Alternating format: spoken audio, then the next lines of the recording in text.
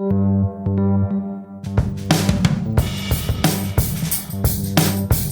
is episode number 60 of the Homeowner Show. Whether you're DIY or looking to hire, we're here to help you find the best information and options for you and your home. My name is Kevin Hackett, and here with me is Craig Williams. Hello, and welcome to the Homeowner Show. We're glad that you could join us today. Happy Halloween, everybody. That's right. It is that time of year. Yep. Halloween. It's getting good and scary around here. Man, I don't know about you, but like around our house, we've got some people that really decorate. I'm telling you, full out graveyard in their house, skeletons that they move at different times of the week and like put them into different positions and doing different things. And, sometimes they'll be playing sports or maybe they'll be doing, something scary or something. Yeah. But the skeletons move around the yard. They do. Do they have like any swinging banshees going through the trees or anything like that? I promise you, if you give them an idea, they will do it. Yeah. It's pretty insane. But man, yeah. Do your kids want to go trick-or-treating at that house? Most people do. My kids are scared of that house. They're scared of that house? Yes, they're scared of that house. They're like, we don't want to go over there, Daddy. Okay, you don't have to go over there. What if you told them like their favorite candy was there? Would they? I don't think it would matter. No? I don't think it would matter. They would just send you? I don't think my kids have a favorite candy. they get candy so little that it's like, candy. I don't care. You just give whatever it to it is. me. Just give it to me. Yeah. I'm like, you do realize that's disgusting, right? Yeah. They don't care. Dude, there is some candy that's just gross. It is. And there's some candy that I think a lot of people like that I'm just like, why? Cotton candy is one of those things for me. Dude, for me, it's Twizzlers. I hate Twizzlers. I don't get it. They don't taste like anything. I want to eat a candle. That's what I think it is. That's disgusting. Yeah, let's just... Now, Sour Punch straws, I'm all over those. Never had that. They're good. So, but like, I've never really been into like the actual like sugar candy. Okay. You know what I mean? Yeah. Like Jolly Ranchers do nothing for me. Yeah. I mean, I get the appeal. It's Okay. just not for me. Sure. I mean, like, give me chocolate. Cool. I'm down with chocolate. Something with nuts in it. Yeah. Yeah. Coconut. Yes. Speaking of nuts, we can go a lot of places with that, but we're not going to. Here's the place I want to go with it. I don't like candy corn either for the same reason. Like, it's just wax and disgusting to me. I hate it. However, I really like paydays. Paydays. Okay. Now, these are The peanut candy bar. Yes. Okay. You would think these are very far apart from each other. However, if you take a bag of candy corn, Right. and insert a bag of peanuts, Uh-huh. and you shake it up, Yes. and you just grab peanuts and candy corn, shove them in your mouth, tastes like a payday. Oh. I know, weirdest thing ever. And I mean, have to be like a particular kind of peanut? We talking like honey roasted or salted or just regular salted peanuts. Okay. And I'm not a fan of candy corn. I love it that way though. Nice. I know it's really weird. You just insert peanuts. Fantastic. I tell you the weird one that I've never tried. But I grew up watching my dad do this, and like even when I was a kid, I was just like, that's weird.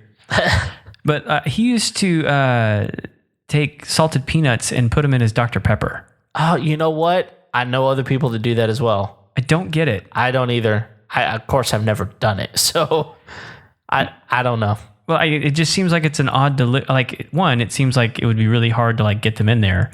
And then two, like seems like it would be just as difficult to get them back out. Yeah, and I don't know what they're adding to the drink or adding to the peanut. Yeah, and especially like if that was a long time ago, is before they had the wide mouth cans. You know what I'm talking about? And if I really wanted to do that, I can make that happen in my mouth. Yeah. I guess that's true. So yeah. I don't know. My kids really like, they like suckers. They like gummies. They like Maddie really loves chocolate, but my son, he doesn't care about chocolate at all. Really? He does not like chocolate. Wow. More for you. That's right. Yeah. Yep. I can gorge myself on some peanut butter cups. Me too. The other thing is It's pretty much my only weakness. peanut butter in general for me. Oh, yeah? Yeah. I love peanut butter. Have you ever put peanut butter on an Oreo? No. I mean, I'd be willing to try it. You need to make it happen. You need to make it happen. So I grew up with the vanilla wafers and peanut butter. Oh yeah, that was kind of like the go-to. Oh yeah, sweet snack. Yeah, which I mean, it's not too, but that's kind of me. I'm not like a super sweets kind of person. That's as good as it gets for me. I love Halloween. You want to put some toasted coconut on that? Yeah, then I'm good. Toasted coconut. Okay. So, yeah. I mean, I'm not a big fan of the holiday. Overall, kind of in general. It's not my favorite holiday. I much prefer Thanksgiving, Christmas to Halloween. That being said, who doesn't like free candy? Right. I mean, seriously. I mean, like, yeah, if I had to like rank them between like Christmas, Thanksgiving, and Halloween, it's going to be at the bottom of the list. Sure. It's still a lot of fun. A lot of fun. So, and we actually, we really enjoy doing family themed costumes. We didn't get to do it this year, but in years past, we've done several. Well, you and Brandy alone did. We did a couple costume. Yes, a couple's costume, but like the full family. Yeah. Yeah, that we've not done that yet. That's big fun. I'm sure. Well, if you just decide to just deep dive on it. Yeah. So I think the best one we ever did was like Alice in Wonderland. Oh, nice. So that was epic. Who's the cat? Who was the cat? We didn't have a Cheshire cat. Oh. Yeah. Okay. We did. So I was the March Hare. Oh. And Brandy was the Mad Hatter. Okay. And then at the time, our youngest was the Dormouse. Okay. And our son was the White Rabbit. Nice. And then our eldest was Alice. Okay. That sounds fun. Yeah. What's your favorite costume you ever did? My favorite costume growing up. Ooh. Or maybe, I mean, just favorite costume ever.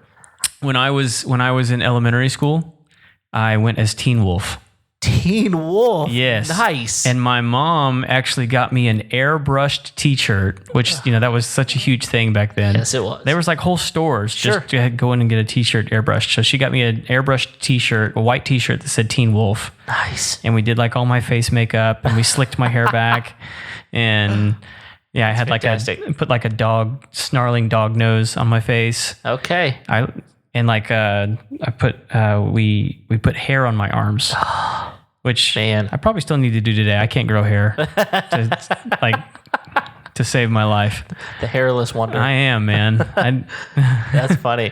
Well, my favorite costume growing up was Richie Rich. Ooh, yeah, nice. I was Richie Rich when I was probably 6 or 7. Okay, yeah, that was when like the cartoon was really big. Yes, right? it was. Yeah, I remember that. Was.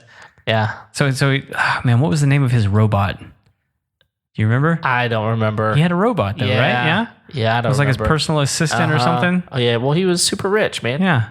He was Richie Rich. Who's Richie? Yeah. The richest of riches. That one, and I guess the other one that I really, really enjoyed. We did a couples deal as well, and I was Mr. Clean. Okay. That was fun. Nice. Yeah. My wife was she was the wife that was, she had like the mop and the other thing. She was the one at home, There's actual clean. Yeah, in the commercials, there's always the wife who's like, "I sure am glad Mr. Clean's around." She was that person. Yeah. That was Mr. Clean. So she really had to pretend. Oh yeah, yeah. But anyway, that was fun. Oh man, we got a good episode tonight. We do. Yeah, we're gonna be digging into some smart switches. That's right.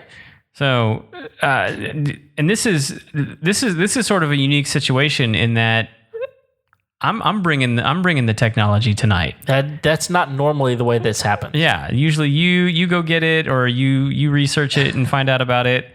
But this time it was me. It was kind of nice not doing anything for a change.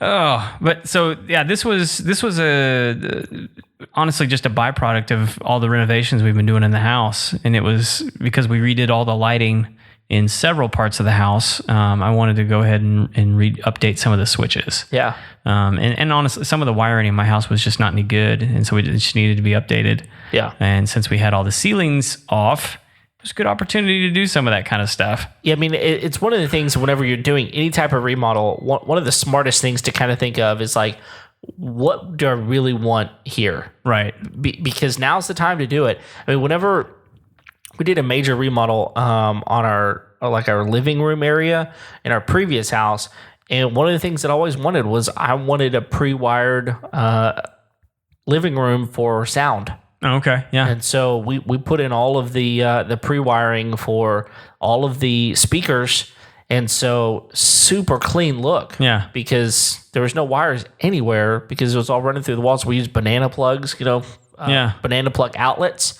So we just unplugged those things when we left, and the new buyers, all they had to do is plug their new stuff in. Yeah. And so, that kind of stuff, just kind of thing. I mean, it may have cost us a little bit more money, but in the grand scheme of things, not only was it a lot less expensive than doing it afterward, just the ease of being able to do it right then. Yeah. So yeah, I mean, you got ceilings down, you got interior walls exposed.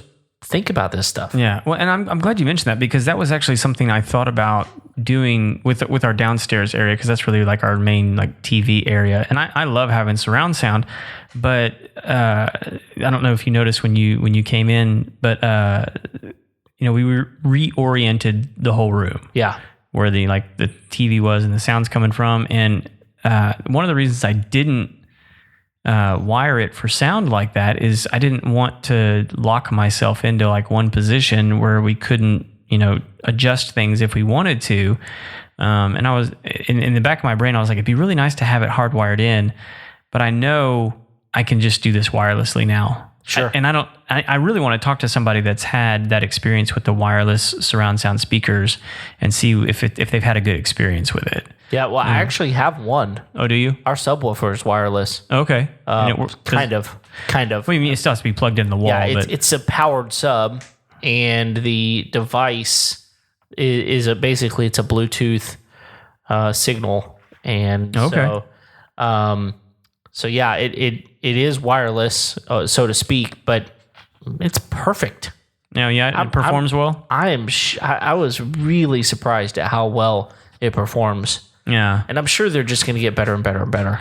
Yeah, I really need to do some research on it, because we have a system that's capable of, what is it, like 6.2? Yeah. Or something like 7.2. 7.2, that's what it is, yeah. And so I'd like to have that, but 7.2 is honestly a little overkill, but yeah, I like having the option. It's fun. Yeah. Yeah. I don't think anybody, especially in the size of our space, needs 2 subwoofers. Yeah. You'd be surprised. But yeah, anyway, so one of the things that we did is we redid all the lighting in the downstairs living room, and then because of some unforeseen circumstances upstairs, I ended up installing some new lighting upstairs that I really turned what my wife deemed as a tragic situation into something kind of fun, actually. Yeah, it looks great. So, and if you guys go back and listen to the episode with Affordable Air with Jehu and JoJo, you'll hear him talk about some of the stuff that he had to do on my house. And part of that was we had to redo all the ductwork because of previous issues. But because of that, there was ductwork exposed in my upstairs living room, and we had to figure out a way to cover it so it's just not like this ugly silver tunnels going through our living room. So we framed it out and covered it with tongue and groove, which actually turned out pretty neat. Yeah. And then hardwired it with some LED lighting underneath it, kind of create some reading spaces and some additional lighting for a space, honestly, that didn't have great lighting before. And that's actually what was the catalyst for doing this whole project. So we ended up with a whole new smart lighting system. And so what we're going to dig into a little bit tonight is the Lutron Caseta wireless system. And these are essentially smart light switches for your home. And they have a whole suite of products that work all together to sort of change the way that you interact with your lighting in your home. And for several reasons, this ended up being the best option for us. It may not be the best option for everybody. But honestly, one of the biggest considerations was whether or not you had to have that additional wire in the wall. I mean, I think you mentioned that back on our thermostat episode. Yeah. You had to run an additional, was it like a... I had to go up into the attic and open up the air conditioning system and basically jump a wire from one place to the other. That sounds really horrible because jumping wiring is not a good thing to do, right? Typically, but basically you're just kind of adding a wire. I think it's called a C wire, right, in the thermostat that is important for that system. So if it's anything like that, it's just an extra wire. Yeah. So, I mean, I think that's an important tip for everybody to realize if you're going to be converting your house to some of these smart objects, some of them require wires beyond black, white, and ground. Yeah. But black, white, and ground is typically what you use to run your power outlets, your switches, all that. And it's just traditional. I think what we had was 14 gauge wire for these lights. All of them, all the new lights that we installed, except for 3, are all LEDs. Sure. And so they're low voltage, and don't require they don't need big gauge wiring in order to operate. Right. And so it was, and they were the switches themselves were super easy to install. They basically install just like a regular switch. Yeah. And so like if you have a home with older wiring, it's just something to pay attention to because it's not pronounced in a lot of the packaging. That you're going to need that. Right. You need the switch. That you need that additional wire. Oh, the additional wire. Okay. Yeah. It's not, you really kind of have to dig down into some of the how-tos, some of the manuals, some of the, some of the literature on their websites, honestly. I mean, it's not pronounced on the packaging. Right. Which, I mean, I don't blame them. It's not something like attractive that you want to put on the packaging. And what's the process of making sure that you have the right wiring? Really, you just need to open up your switch, which, again, if you're not experienced with doing, messing with electricity in your house, don't open the switch. Don't do it. Just don't do it. Call an electrician, or someone who's licensed in your area to actually deal with these kinds of things. If you don't have experience with electricity, I mean, you can kill yourself. Absolutely. So, big disclaimer, if you're going to be messing with this kind of stuff, make sure you know where your breakers are. Make sure you know where those breakers go and what they're attached to and where all your switches are and where your plugs are and what those plugs and switches and which, breaker they go to. Because you could be in one room and have the switch turned off at the breaker, but all the outlets could still be on. Right. You just, unless you're really familiar with that stuff, you don't mess with it. Yeah. But if you don't, let's say you don't have the extra wire. Right. What do you have to do in that case? I don't know because, I was in that situation where I didn't have the extra wire. Oh. And so I was having to figure out, how could I do this without, basically rewiring my whole house. And the wires in my house are not easy to get to. A lot of people's wires run through the attic. Sure. I don't have an attic. Right. And so I don't have the ability to, open ceilings and get behind those walls. I have that ability in some instances now just because of some of the remodeling we've done. But for the most part, the electricity in my house, good luck. Yeah. It's just not accessible. Right. And so I was in kind of a pinch to go, I'm going to have to deal with what I have and make it work. Well, this system, for this one reason alone, there are other systems that don't require this. So here's basically what it comes down to. If you want, there are existing systems out there that you can install in the wall that don't require a hub. Okay. Typically, those are going to be the ones that require the extra wire. Okay. And so like they are their own broadcast. Mm-hmm. And that may be what that extra wire is for. I don't know. Sure. I'm not an electronics guy or anything like that. I just know, I kind of picked up on the pattern that the ones that don't have a hub, they have the extra wire. Okay. And they don't require the hub. And then those typically have an app and they can connect to your Wi-Fi. And that's how they get connected. This system doesn't require a hub. It just adds additional features with the hub. Okay. So you can buy this system, or not this system, you can buy these switches and have them fully functional without the hub and without the app. Okay. But you can't use the app and you can't use voice command without the hub. Okay, so that's kind of just a control center. Yeah. It just adds additional features to that light switch. So just like you would use any regular dimmer on your house, a switch that turns on, turns off your lights, you can use this switch, and it's going to give you the ability to do a few things. Yes. But and one of the things it gives you the ability to do, if I understand correctly, is give you remote access to your switch, because does it not come? It comes with a remote, right? Right. Yeah. So there are some features that just having the switch gives you, and I don't know what the distinction is here, but they're very adamant about it not being a remote. It's a pico. Okay. And I don't know what the difference is between that. To me, it's a little tiny remote control. Yeah, it's a remote. So you can call it whatever you want to. At the end of the day, it's a remote. And so the hub, or I think it's actually called a smart bridge. Yes.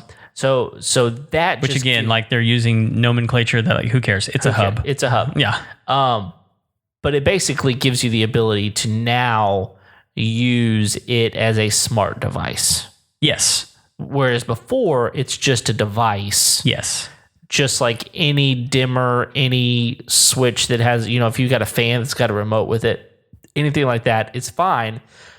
But it doesn't give you access through an app or remotely, those sorts of things. Correct. Except for the Pico still works with it. Okay, yeah. So regardless of whether it has the smart bridge / hub, whatever, the Pico still works with it, which is really cool because they actually make wall plates for the Picos. So you can install them, and they look almost identical to the actual switch. They just don't require any wiring. Okay. Occasionally you have to put those little goofy batteries in them if they wear down, or you can just throw it away and buy a new one, which kind of expensive, but you could do it. Don't do that. Yeah, because you can pair as many of those Picos to that one switch as you want. Oh, okay. I didn't read anywhere that it had any sort of limit. I don't know why you would need more than 2. I want 49. Yeah, I guess in theory you could do it. Don't do that. But yeah, because it's a real simple pairing. Okay. It took me 5 minutes to do it. It's no big deal. And the switch itself was really easy to install as well. I basically took the old one out after I had turned the breaker off. Yes. Right. And safely removed the switch. And then I just basically wired the new one in, and it went right in. No big deal. Are they the size of a regular, what you would call a dimmer switch? Yes. Because they're almost the identical same size. Yeah, because some of these dimmer switches, depending on how old your house is and what kind of electrical boxes they put in, those sorts of things. Yeah. Sometimes they get kind of tight. Yeah. In there, but they're made to go in there. Yes, they are, and like mine fit fine. Okay. It was no big deal. Yeah. So, and I think one of the things that's good to point out is they have a whole suite of different switches. Okay. Now, the ones I happen to get are dimmers, but they do make fan switches. They do make light switches. They just make them that are just on and off. But the thing that really sold me on this set of products was I was having a real difficult time upstairs with this ductwork framing out that I wanted to put lights underneath it, and I wanted to put these LEDs. And the reason I wanted to put the LEDs is because I had very little headroom in order to install lights. And so I didn't have room for cans, and I didn't want anything hanging down because I was going to lose more space that way. And so the LEDs just provided this really great option because they're pretty much flat. Yeah. And so I put in 4-inch LEDs underneath this thing. And I think your comment when you saw it was like, man, that's a lot of light. It was a lot of light. Not a lot of lights. Right. For the number of bulbs that are there. Yeah. And I was having this, I don't know why.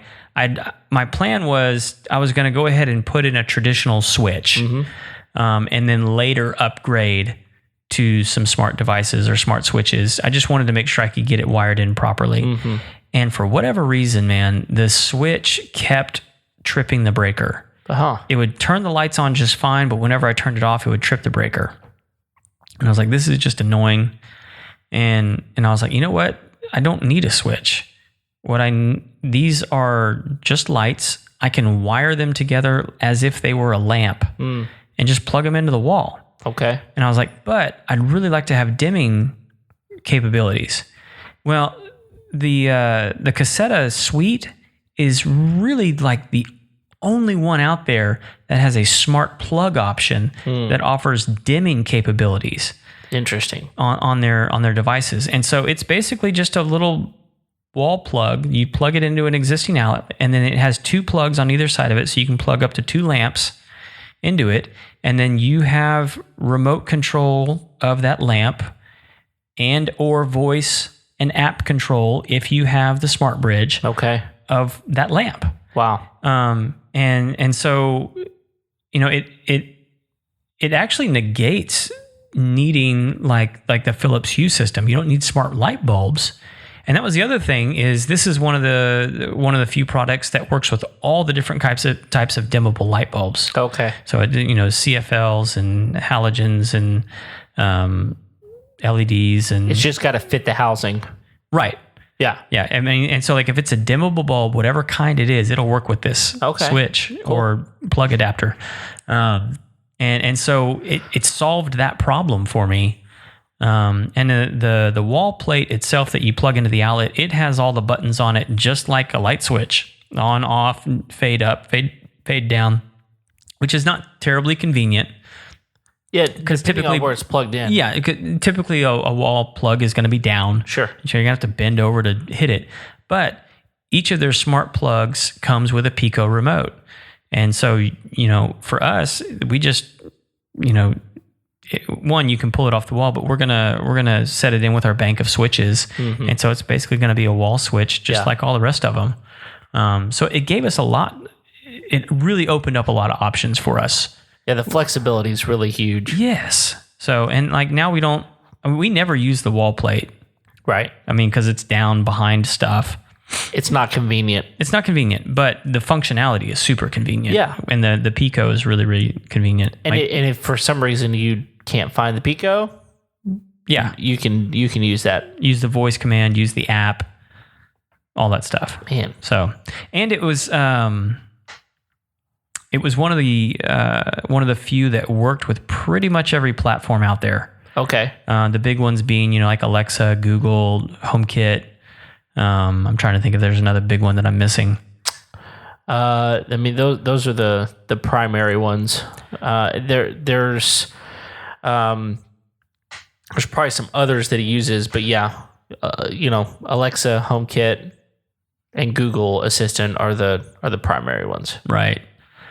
So you know, it has been sort of revolutionary in just, you know, you don't really realize how much you can change a room by adding that dimming effect to a bank of lights. Sure.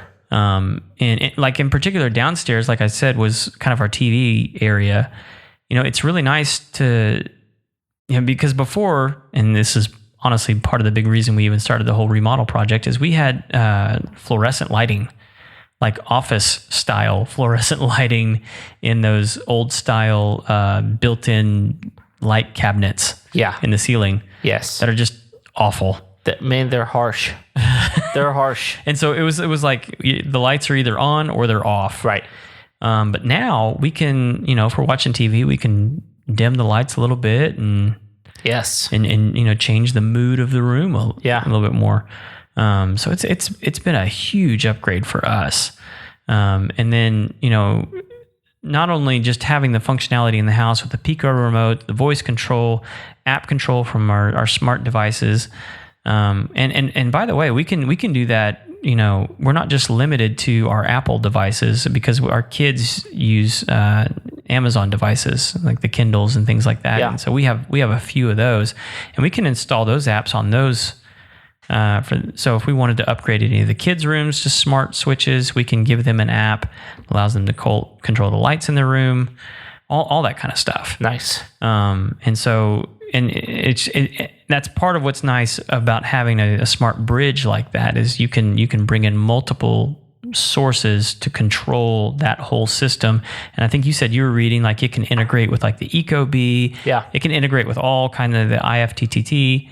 Yeah. Is that did I say that right? Yeah. I always get that wrong. Yep. That's the if this then that. Yeah. And there's other things. There's you mentioned fans. There's also shades. Right. Automatic raising and lowering shades. There's other things like Xfinity Home. AT&T has their own. There's a lot of different platforms that basically, if you're using a well-known platform, this works with it somehow. And so one of the things that we were talking about this earlier that I really liked was that, sometimes you walk into your house and it's a dark house and it's kind of nice to not have to go searching for the light switch, even though it's kind of muscle memory almost, where that light switch is. But you never know. A lot of times I'm walking in and I've got backpacks and all kinds of stuff in my hands and, trying to make sure the dog doesn't run out of the house, all this kind of stuff all at once. But we've mentioned on this podcast multiple times that I have smart locks on my home, and we've actually reviewed those as well. And with this, I can set an automation for my front door to unlock and the lights to come on. Right. And it just does it. Yeah. If I want to. So, which that's the beauty of the IFTTT app, because like you could just automatically integrate that. Like, if front door unlocks, turn these lights on. Exactly.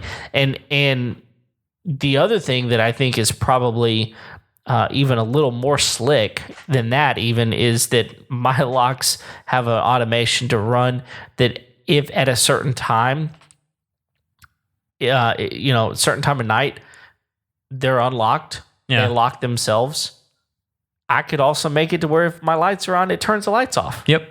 So, the functionality, once you integrate that hub, then it just opens up a whole new world of possibilities with your lighting. A lot of people are probably out there going, really, I don't know that I'd ever use that. Right. I think the reason you would never use that is because you've never had the opportunity. Right. I've only ever been able to turn the light on, turn the light off. Yeah. And once you start using smart devices, it's amazing how often you use that and go, man, that's really handy. Yeah, it's one of those you really don't understand all the benefits until you start digging into it and actually use it. Right. I would agree with that. It's this one in particular, I think it's just been a good one for us. It's really changed the look of the house. We put in new lighting as well, so that helps. And we wanted to take full advantage of what those lights could do. Yeah. Which you can't do. And I think I was even showing you earlier tonight, we have one that we haven't upgraded yet. And it's just not as functional as it's, it goes on, it goes off. Right. And it's just meh. Yeah. So. Yeah. And all of a sudden you're like, I wish that was a little bit smarter. Yeah. Yeah. And, I think that, again, like I was saying, once you start getting into these things, the realm of possibilities open up in really big ways. And the thing I really liked about these, honestly, was, like I said, the light output was huge. Yeah. And they're small bulbs. Yeah. These are not things that you walk in and you're like, oh, there's a light. Yeah. It's not a massive fixture. It's just a can light, basically, but they're small. And the thing is... Well, and just so everybody knows, like what we're talking about, because I think traditionally in a home, your canister lightings are going to be like 6 inches. Right. These are all 4-inch lights. Yeah. Which are not, low profile. Sure. They don't look real big because they're not real big. They're not. And when I say and this is just the size of the can. That's not the size of the lights. The lights are going to be smaller than 4 inches. Yeah, they're closer to probably 2 inches. 2 inches. Yeah. But sorry, to your point, yeah, they're small. They're small, but they put out a lot of light. And the other thing is, I've heard you, Craig, say the one thing that you don't touch is electricity. Yeah. It's not really something you're interested in messing with. Not typically, no. Yeah. But this was easy. It was easy. It was doable. And again, don't don't hear us say go out and anybody can do it. I would not say that anybody can do this, but if you're willing to do the research, and one of the things I love is on their website, they've got all of the instructions on how to install these things. Oh yeah, they have really helpful videos. Yeah, not just for how to install the switches, but also like how to set up the smart bridge, how to install the app, how to use the app. I mean, they've really done a good job on putting together not just like a good product, but like a good communicated product. Yeah. And as far as like messing with the electricity, this was, honestly, we're kind of at a point with our project that I'm having to do all the stuff that's left over. Right. I mean, we're just, the budget, the coffers are empty as far as getting other people to do these things. And honestly, most of the things that we have left to do are things that I kind of enjoy taking care of. I was showing you like the countertop I made tonight for the bathroom. Which is really slick, by the way. Thank you. But I mean, there's polyurethane on it, so it literally is kind of slick. It is, yeah. But I literally went and got a book. And it's an old book on how to, old school ways of wiring switches and plugs. Yeah. Because my house is old. Sure. And I knew that this, and not much has changed. Yeah. There's some things that have changed. Yeah. Well, but it's still sending signal from point A to point B. Right. So, I mean, like before I touched anything, I read that thing. Yeah. And I looked at it and I read the diagrams and I made sure that what I was looking at looked like what was going on in the book. Because like you said, I don't mess around with this kind of stuff. I take it very, very seriously. Yeah. And I, don't enjoy being shocked. I like breathing. Yes. It's one of my favorite things. Yes. And I want to continue to do that. So I don't mess around with electricity. No. No, my brother-in-law is an electrician, and when the first house we owned had all 2-prong outlets all over the house. And so I wanted them switched out to be functional, Yeah. And I was over there making sure the breakers were off, and he was showing me exactly how to do it. And so I'd put them in, no problem. And walk into one of the rooms. I'm like, hey, do you want me to go turn the breaker off? He's like, no, I got this. And the dude was just wiring them up with the breaker on. But he's an electrician. He knows what he's doing, and he's comfortable. He's done it, thousands of times. Sure. And if it's funny because he was like, I not only do I know what I'm doing, I know what it feels like whenever I don't do it correctly. And I'm willing to take the risk at the moment. He said, but don't ever do this. Yeah. So, anyway, don't mess around with it. It's literally not worth it if you don't know what you're doing. And honestly, I mean, these things are so easy to do. To have someone come in and do it, probably is not going to be all that expensive. To pay someone to come do it. Yeah. I mean, like if you're at a point where you're like, you know what, I'm going to do every single switch in my house. Well, yeah.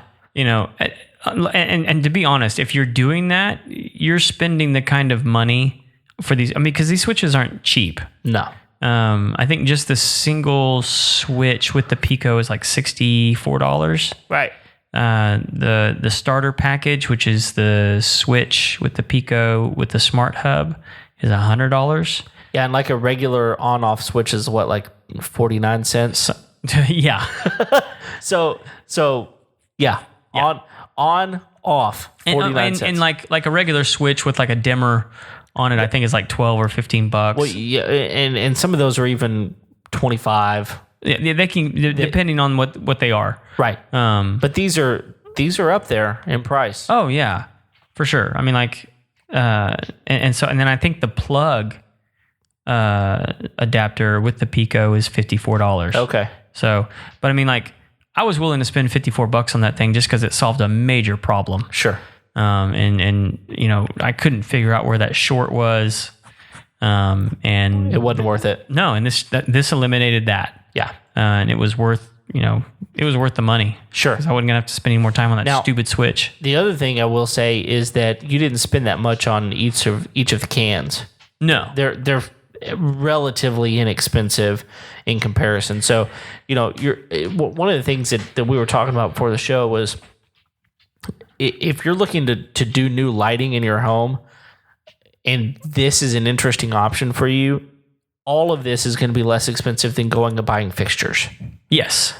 because fixtures are expensive. Fixtures are very expensive. And if you're wanting something that hangs down off of your wall and produces the amount of whatever light array that it's going to put out because it's on the wall or it's on the ceiling or whatever it is, which some of these are directional even. Yeah. So, I mean, you can point them where you need them to go. And you're going to spend a lot of money. Yeah, like because we bought new light fixtures for our stairwell and for our dining room, and I think I spent as much on those two items as I did all of the switches and light fixtures in the house. Yeah, and that includes these new smart things. Yeah, and a lot of times we're reviewing some of these things, going, okay, you could buy this for a whole lot less, but this is going to be this much. You're going to get these functions, but it's worth it because right. Technology. We love technology, but honestly, this is even though there are certain aspects of it that are kind of expensive, when you put it all together, it's pretty affordable. Yeah, and I one of the other, and we didn't even talk about this, but like one of the cool things about the smart hub and then having the app on your phone is I know for us, I mean, a lot of times in the mornings, we're just lucky to get out of the door on time, get the kids to school and head to work.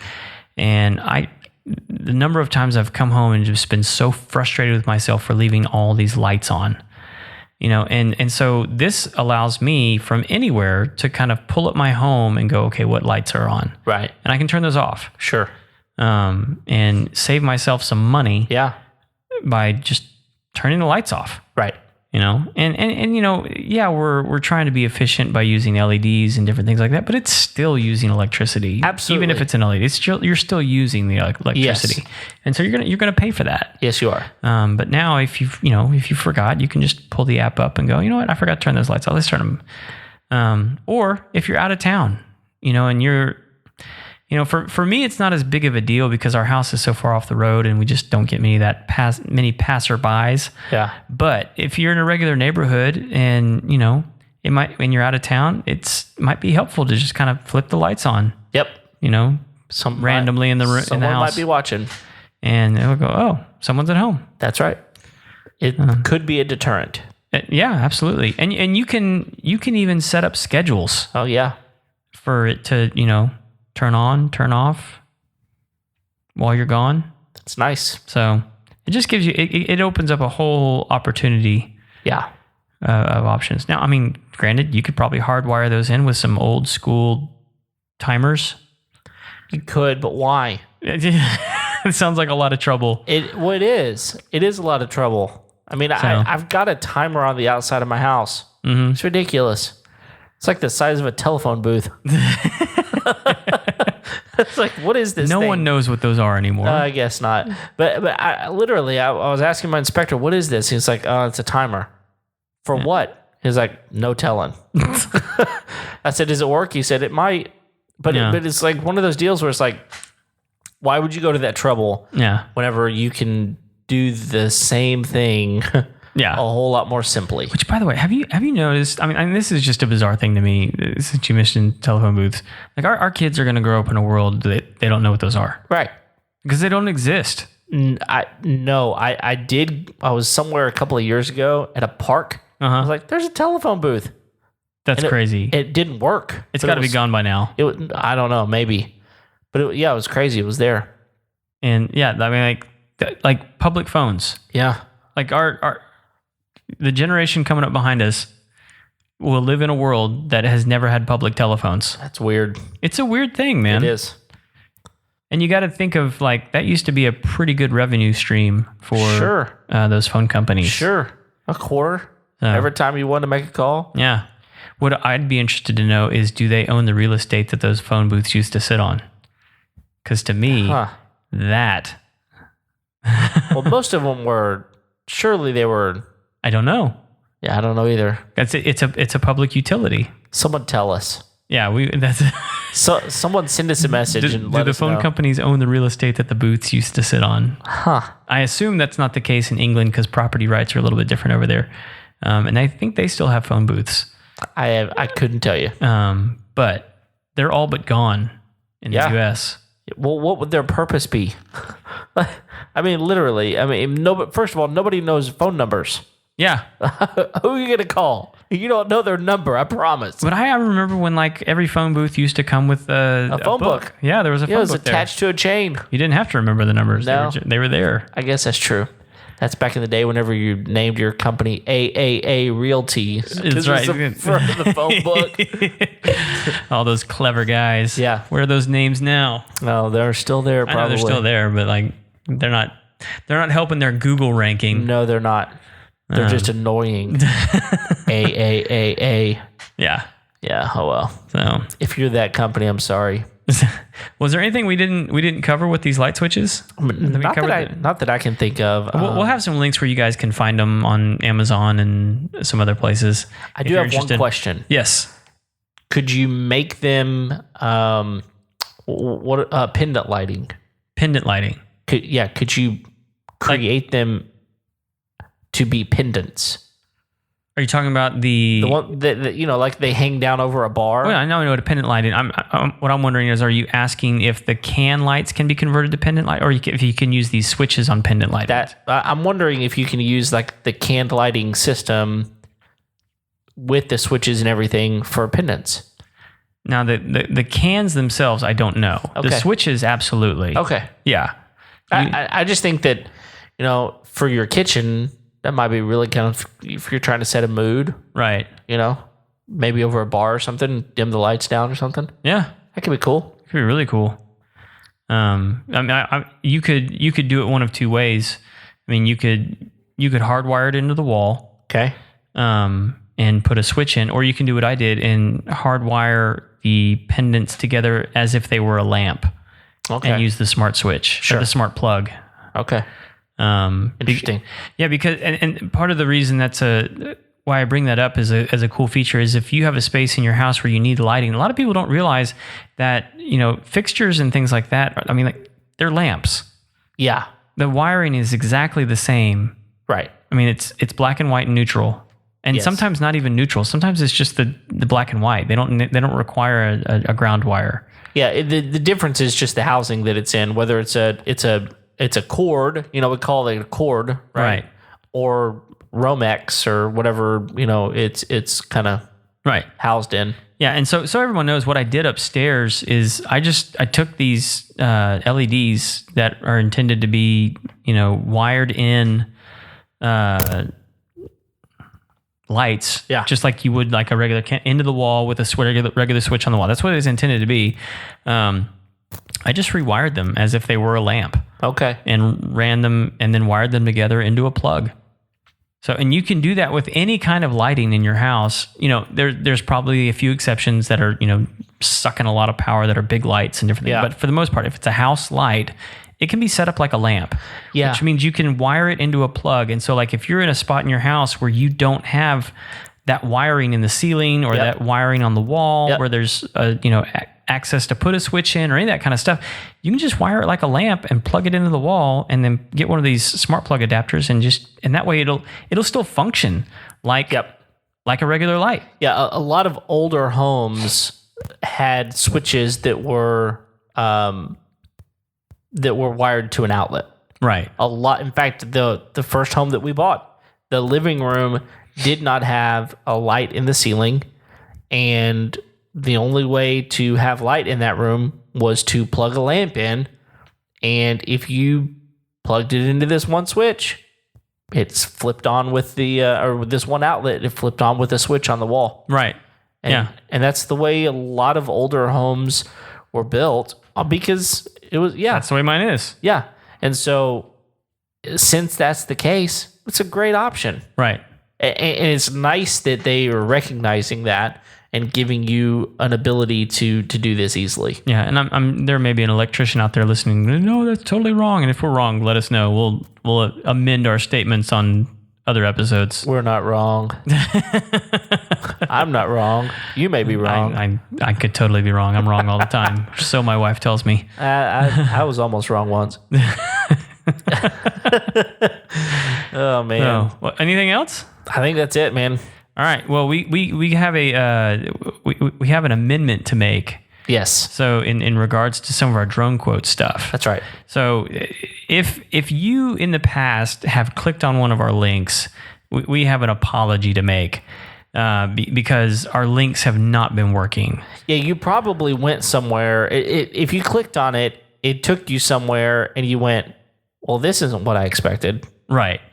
So here, we don't know exactly what happened. We just know that we've fixed it.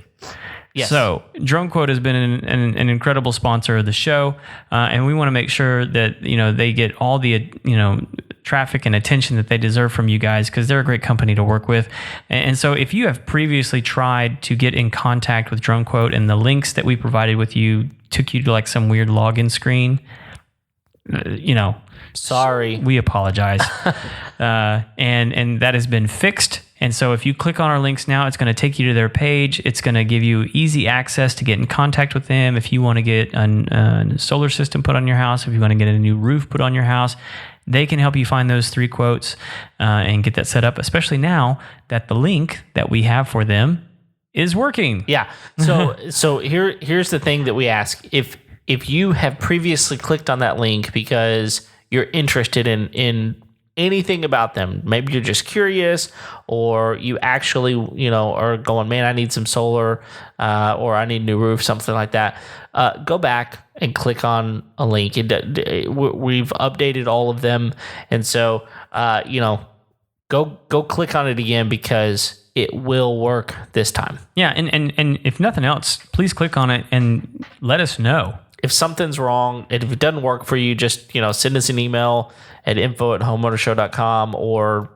send us a message on Facebook or Instagram. Don't do it on Twitter. Yeah. Then